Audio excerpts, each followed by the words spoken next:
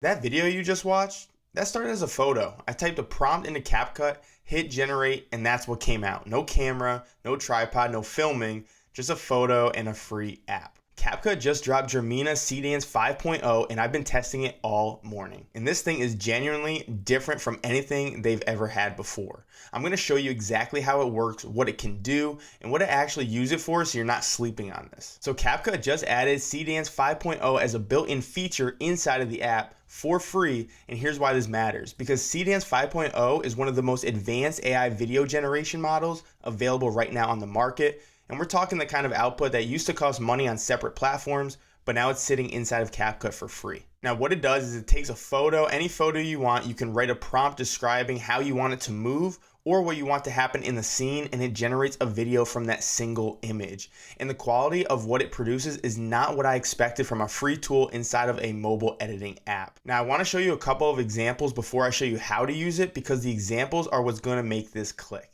Now let me show you exactly how to find this and use it inside of CapCut right now. So if you have the latest update, you already have access. So down at the bottom, you're going to click on AI Lab. This is where it's already built inside of it. And you can see there's already examples of remix with viral content, what to create with Seedream, how to invent a fantasy creature, whatever. You can even add videos, not just images.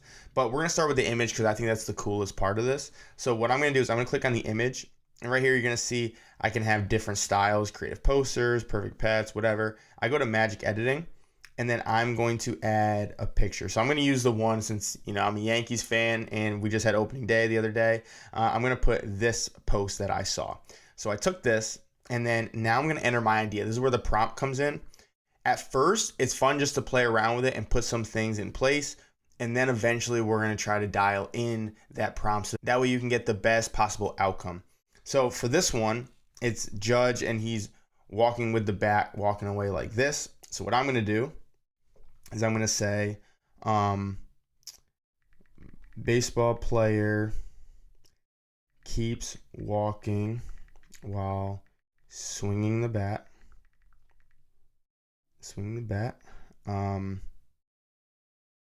Fireworks go off in the background, and he continues walking to first base.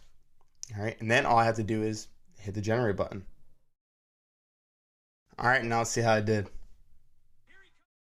Here he comes. The home run king is ready for the first pitch. The stands are electric. The sky is on. Look, Here he comes. The home run king is ready for the first pitch. So The stands are electric. a commentary on it as well, which is pretty crazy. And then again, I can keep dialing it in. I can say emphasize the fireworks intensity, player in a vintage uniform. I can change his uniform, right? All of that I can change. Now that was just with a basic prompt. What I recommend doing, especially if you're using like your own image and not one that's already produced, I would be very specific about the movement. So don't just say like make it look cool or make it do this. Say something like a slow cinematic push in or a soft bokeh golden light. The more you describe the camera movement and the lighting, the better the output's going to be for your video. So here's the question I keep asking when a new AI tool drops. Okay, it's impressive, but what do I actually do with it? So here's exactly what I'm going to be using Seedream 5.0 for.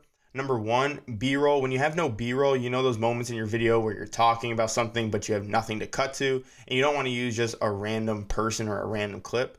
So you want to take a related photo, generate a clip, drop it in, and 5 seconds later, your problem solved, all by using this tool. Number two, intros and outros. You can generate a cinematic clip from a photo that matches your brand and use it as a channel intro, make it look expensive, cost nothing, and it takes about 2 minutes to do. And again, it's not just photos, it also lets you do videos as well. Number three, content. When you didn't film anything, you had a day where you couldn't record, Seedream 5.0 means you can still post. You can take a photo from your phone, write a prompt, generate a clip, and add some text and music, and done. There's your video for the day. Now, this isn't a gimmick tool. This is genuinely useful if you know how to apply it. Seedream 5.0 is inside CapCut right now for free, so make sure you update your app, find it in the AI tool section, and try it on a photo today.